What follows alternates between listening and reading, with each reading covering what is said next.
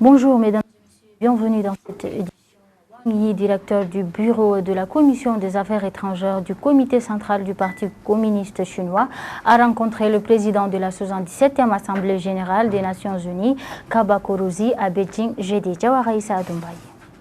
Wang, également membre du bureau politique du comité central du PCC, a déclaré que la Chine était prête à renforcer sa coopération avec les Nations unies afin de relever les défis mondiaux, notamment en ce qui concerne la protection des ressources en eau, le changement climatique et la biodiversité, ajoutant que le pays était disposé à travailler avec d'autres pour maintenir l'ordre international avec l'ONU comme noyau. Dans la mesure où l'unilatéralisme, le protectionnisme et l'hégémonisme ont un impact sur la paix et la stabilité mondiale, la Chine est disposée à renforcer sa coopération avec les Nations unies. La Chine a surmonté le défi posé par l'épidémie et les opérations sociales et économiques normales se sont rapidement rétablies, a dit M. Wang. Pour sa part, M. Kourouzi a déclaré que l'ONU espérait renforcer la coopération avec la Chine, surmonter conjointement la pandémie de Covid-19, relever les défis mondiaux et promouvoir la réalisation de l'agenda 2030 des Nations unies pour le développement durable. Je voudrais vous remercier, votre gouvernement et la Chine, pour le soutien apporté aux Nations unies, les soutiens apportés au multilatéralisme et pour le soutien offert à la transformation dont ce monde a besoin, a dit M. Kourouzi.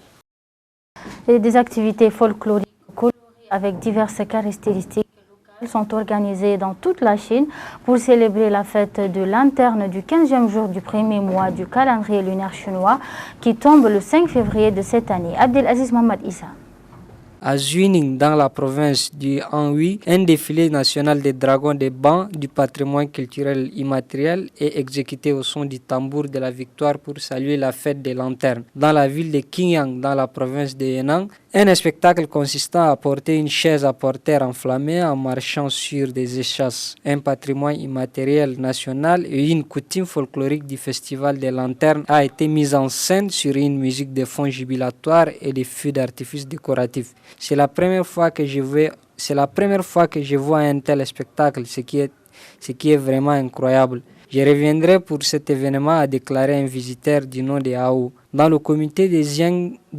Le séisme a touché 5 gouvernorats syriens, conduit à une situation extrêmement difficile à travers le pays en raison de l'ampleur de la dévastation et la qualité des gravats. Les habitants locaux ont rejoint les secouristes et les militants pour améliorer l'efficacité. La plus grande difficulté dans le travail en cas de catastrophe est le manque de véhicules poids lourds à cause du manque de carburant et de diesel. Il n'y a pas de véhicules fonctionnant 24 heures sur 24 pour acheminer le matériel de secours des autres provinces vers la province nord-ouest. Alors que de multiples répliques ont frappé la Syrie, lundi soir, les gens étaient très effrayés et confus, ne sachant pas quoi faire.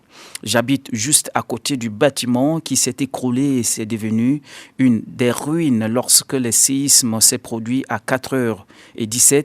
Je me suis précipité vers le balcon et j'ai vu le bâtiment s'effondrer. Je suis très vite descendu avec mes voisins. Je pensais que personne dans le bâtiment ne pourrait s'en sortir avant.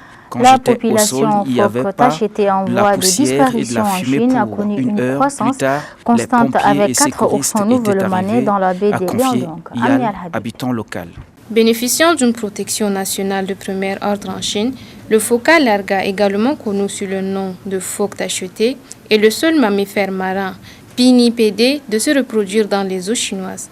Un grand nombre de phoques tachetés viennent dans le béat de Lingdong, de la mer de Bohai, depuis les eaux froides de l'île de Boyang en Corée du Sud et la région Pacifique occidentale pour se reproduire et se reposer fin octobre chaque année et retournent dans leur foyer d'origine à la mi-mai. Grâce aux efforts de protection de la faune en Chine et l'amélioration de l'environnement écologique de la zone humide et l'estuaire de Liang, le nombre de phoques tachetés dans la région augmente d'année en année. j'ai trouvé 13 phoques tachetés, dont 4 oursons. Je suis allée dans la zone gelée de la baie de Lingdong pour patrouiller l'animal et observer ses conditions de protection il y a quelques jours. On s'attend à ce qu'environ 200 oursons naissent dans cette zone cette année, a déclaré Tiang Jinga, directrice du bureau de recherche marine et de l'association de protection des zones humides de Pending. La Banque centrale européenne a relevé mercredi ses taux d'intérêt de 50 points de base. Les taux d'intérêt pour les opérations de refinancement, le taux du prêt marginal et le taux de facilité de dépôt ont augmenté respectivement à 3%, 3,5% et 2,5%. Cette décision d'augmenter les taux annoncée jeudi est intervenue à un moment où la spéculation du marché sur la fin des hausses des taux, voire une éventuelle réduction des taux par la Banque centrale sur fond d'économie potentiellement à la baisse. L'inflation dans le bloc a continué de s'affaiblir pour le 3e mois consécutif en janvier, alors que l'indice de prix à la consommation a progressé de 8,5% sur un an, selon l'agence des statistiques Eurostat. La présidente de la BCE, Christine Lagarde, a souligné la nécessité de maintenir la continuité et la cohérence de ses politiques monétaires, bien que le Conseil de gouvernance a l'intention de relever les taux d'intérêt de 50 points de base supplémentaires lors de la prochaine réunion de politique monétaire en mars. Dans le même temps, la Banque de réserve d'Australie a annoncé mardi une augmentation de 25 points de base de ses taux d'intérêt jusqu'à 3,35%, marquant la 9e hausse depuis le mois de mai de l'année dernière. La banque a également relevé les taux d'intérêt sur les soldes de règlement d'échange de 25 points de base à 3,25%. Les habitants d'Alep, gouvernorat déchiré par la guerre en Syrie, sont encore sous le choc après que de forts tremblements de terre ont secoué la région, ruinant encore les infrastructures locales fragiles et endommageant des bâtiments. Maturanga Koutounera pour les détails.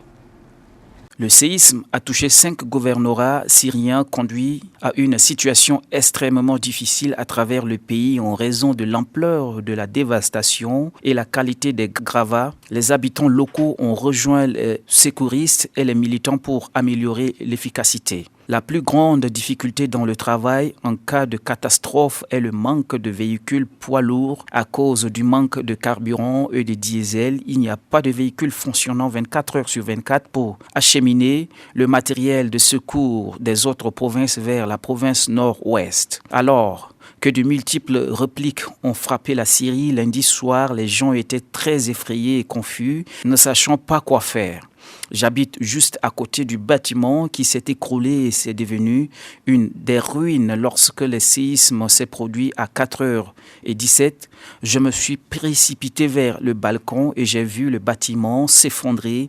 Je suis très vite descendu avec mes voisins. Je pensais que personne dans le bâtiment ne pourrait s'en sortir avant. Quand j'étais au sol, il n'y avait pas de la poussière et de la fumée pour 1 heure. Plus tard, les pompiers et secouristes étaient arrivés, a confié Yal, habitant local.